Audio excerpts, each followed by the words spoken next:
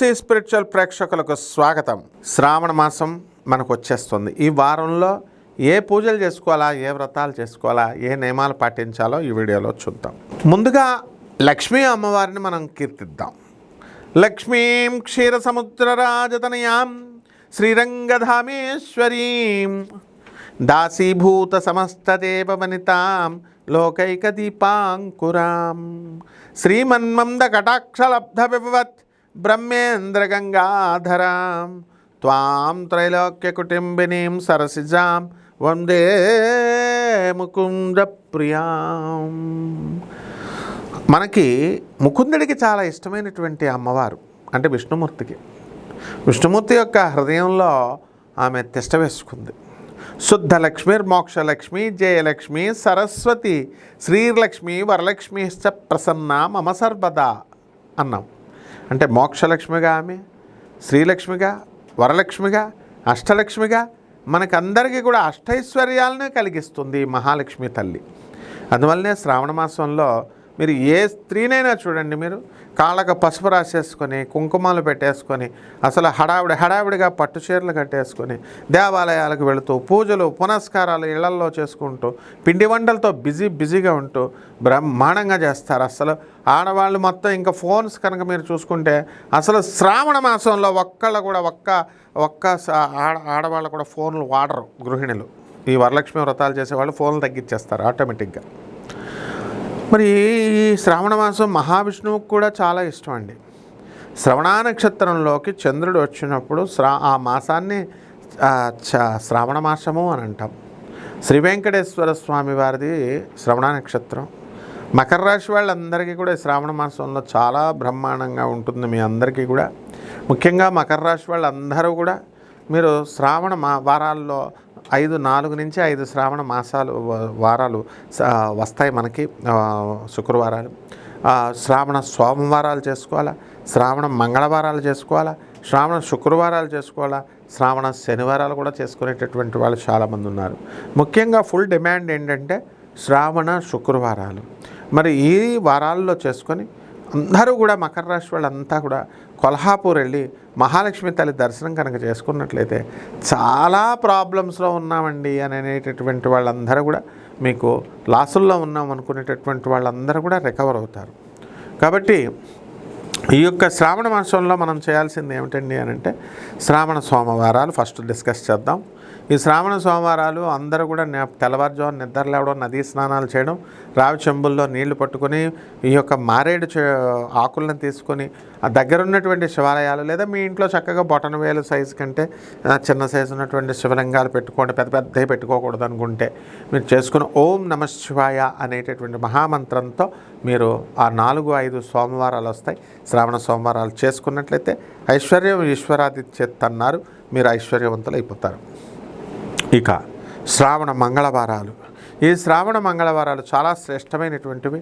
మరి కాత్యాయని వ్రతాలు చేస్తాం. శ్రీకృష్ణ పరమాత్మ తమ భర్తగా రావాలని చెప్పి గోపికలందరూ కూడా మనకి కాత్యాయని వ్రతాన్ని ఈ శ్రావణ మంగళవారాలు చేస్తారు.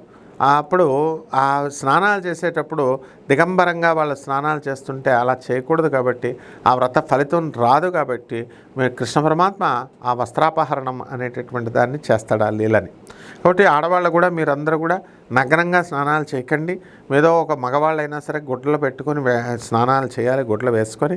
ఇది గంగాదేవిని అవమానించినట్లు అవుతుందన్నమాట, జలదోషం వస్తుంది. కాబట్టి ఈ రకంగా శ్రావణ మంగళవారాలంతా కూడా నిద్రలేచి మీరు కాళ్ళకి ముఖాలకి పసుపు రాసేసుకోండి. మరి బ్రహ్మాండంగా యక్షిణీ దేవతల్లా కనబడతారు. మీరు మహాలక్ష్మిలా ఉన్నామంటారు చూసారా, ఆ మహాలక్ష్మి తల్లే మనకి చక్కగా యక్షిణీ రూపంలో యక్షస్వరూపాయ జటాధరాయ, యక్షస్వరూపంలో జటాధరుడు ఆ యొక్క శివుడు మనకి సకల సంపదలను ఇస్తాడు. మహాలక్ష్మీదేవి అంటే ఏదో సామాన్య దేవత అనుకుంటున్నారా? వైకుంఠవాసిని శ్రేష్టమైనటువంటి దేవత ఆమె, హైయెస్ట్ అనమాట. ఇంకా అందువలన ప్రెసిడెంట్ ఆఫ్ ఇండియాని మనం కలవాలంటేనే ప్రోటోకాల్ ఉంటుంది కదా, అలా 14 లోకాలకి అధిష్టాత్రి ఆ మహాలక్ష్మి తల్లి. అంత అసంభవం అనమాట పట్టుకోవడం. అందువల్ల యక్షిణీ రూపంలో ఆమె అసిస్టెంట్ని మనం పట్టుకోవచ్చు. ఆ అమ్మవారే మహాలక్ష్మి, లోయర్ ఎనర్జీలో ఉన్నటువంటి అమ్మవారు అన్నమాట యక్షిణి. సో ఈ రకంగా ఈ యొక్క అమ్మవారికి మనం ఈ కాచాయని వ్రతాలు ఇవన్నీ కూడా శ్రావణ మంగళవారాలు చేసుకోండి. ఇక శ్రావణ శుక్రవారాలు వరలక్ష్మి వ్రతం చేస్తాం రెండో శుక్రవారం నాడు. మిగతా ఆ వారాలకు ఆ రోజు కుదరనటువంటి వాళ్ళు మిగతా వారాల్లో చేసుకోండి. ఈ శ్రావణ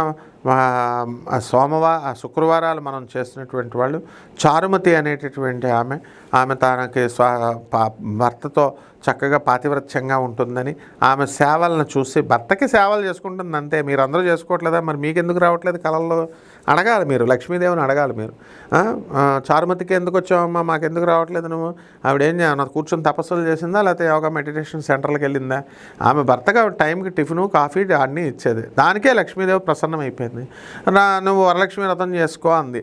చారుమతీదేవి వ్రతం చేసుకుంది. తన స్నేహితులందరినీ పిలుచుకొని చక్కగా చేస్తే ఒక కథ అయ్యేసరికి, ఒక తోరం అయ్యేసరికి, ఒక వ్రత కథ అయ్యేసరికి గజ్జలు ఘల్ ఘల్ అంటూ మొత్తం అందరికీ బంగారాలు వచ్చేసినాయి, వడ్డానాలు వచ్చేసినాయి, ఫ్రెండ్స్కి కూడా. రెండో ఇది కథ పూర్తయ్యేసరికి బ్రహ్మాండంగా చక్కగా రథాలు, కార్లు వచ్చేసినాయి ఇండ్లకి తీసుకెళ్ళడానికి వాళ్ళకి. ఈ రకంగా ఆ కథ చెప్పబడి ఉంది. అందువల్ల మీరందరూ కూడా వస్తే చారుమతి అంటే మంచి మతి, మంచి తెలివైంది అని.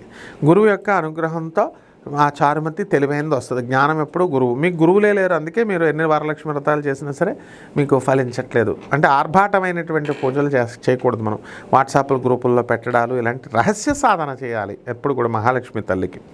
ఈ రకంగా చేయండి. అలాగే పౌర్ణమి రోజున చేయండి. నైవేద్యాల కోసం యూట్యూబ్లో చూపిస్తున్నట్టు మొదటి రోజు పాయసాన్నం, రెండో రోజు పులిహార, మూడో రోజు దద్దోజనం. ఏంటి తినడానికి ఉందా మహాలక్ష్మి తల్లి?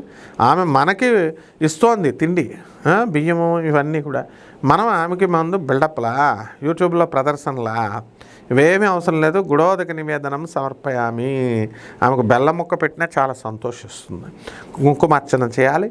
అష్టోత్తర శతనామాలతో అమ్మవారిని పూజించాలి, మహాలక్ష్మి తల్లిని. అలాగే శ్రావణ శనివారాలు శ్రీ మహావిష్ణువుని పూజించాలి. ఈ రకంగా ఆ సీజన్లో దొరికేటటువంటి పుష్పాలతో మీరు చేసుకుంటే సకల ఐశ్వర్యాలు వస్తాయి. లాస్ట్లో పచ్చ కర్పూరం ఉంటే పెట్టండి, లేకపోతే మామూలు కర్పూరంతో హారతి ఇవ్వండి. ఇంతే పూజ. దీన్ని హైప్ చేసి శ్రావణ మాసం ఈ నక్షత్రంలో, శ్రవణ నక్షత్రంలో ఇలా యూట్యూబ్లో చెప్పేవాళ్ళు పూజలు అన్నీ చేస్తే వాళ్ళకే డబ్బులు రాలేదు, ఇంక మీకేం వస్తాయమ్మా? మహాలక్ష్మికి తెలుసు అన్నీ. కాబట్టి simplicity, simple living is high and simple living and high thinking. Prabhat Ranjan Sarkar మన గురువు గారు చెప్పారు.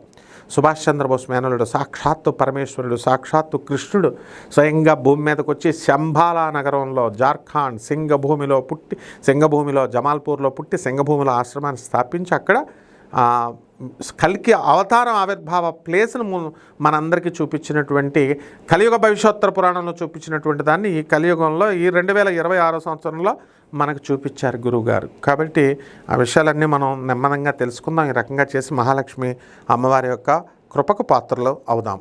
శుభమస్తు.